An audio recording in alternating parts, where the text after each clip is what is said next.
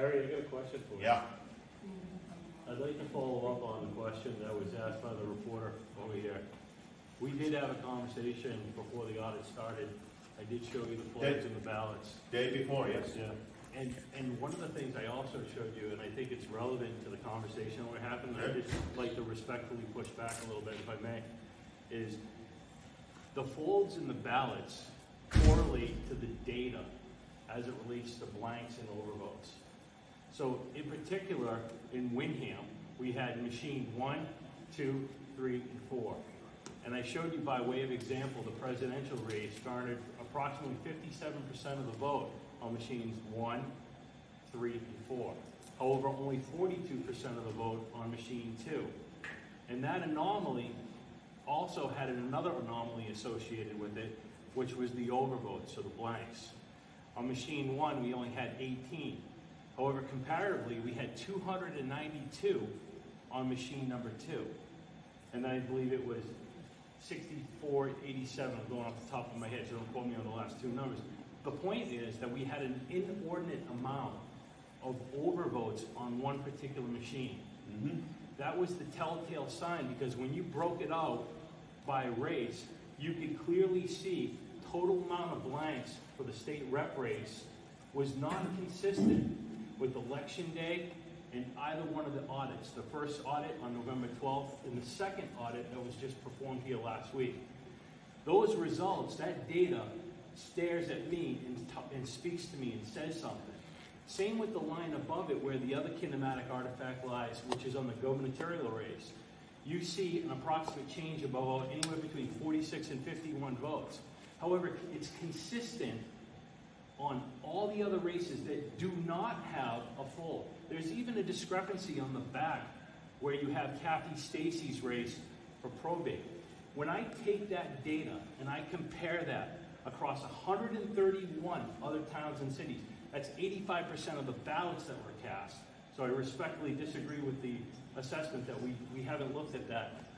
I have looked at that. I'll take Merrimack by way of example.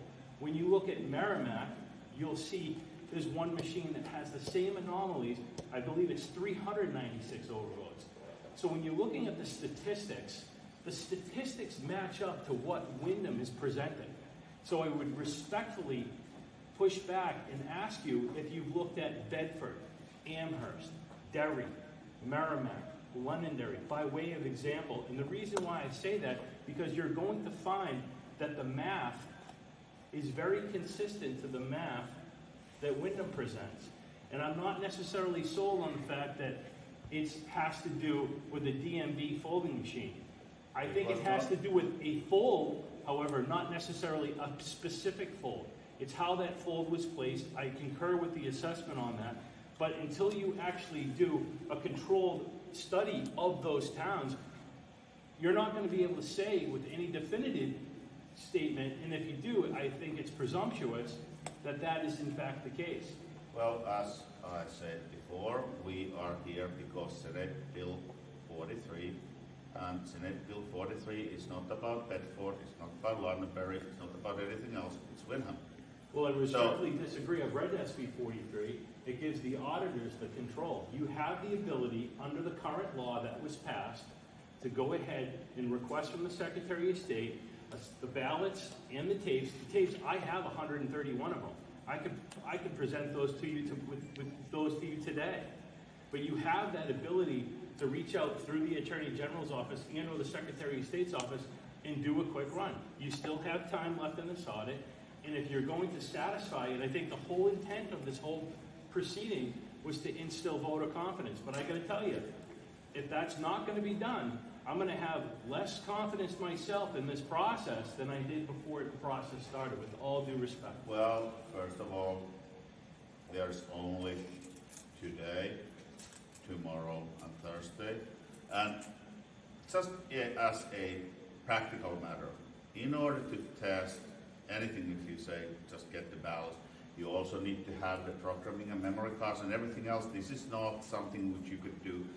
At the same time, if the state legislators or somebody else takes and authorizes and asks for extension and somebody is willing to pay, more than happy to do so. But right now, the tasks we are given is in 43. And Have you asked for that? I have asked for the tapes. Have you asked for an extension of time, sir? I have not asked for extension for You 12 have time. that ability to do so, sir. Okay. I will have a conversation about this. Thank you, sir. Thank you.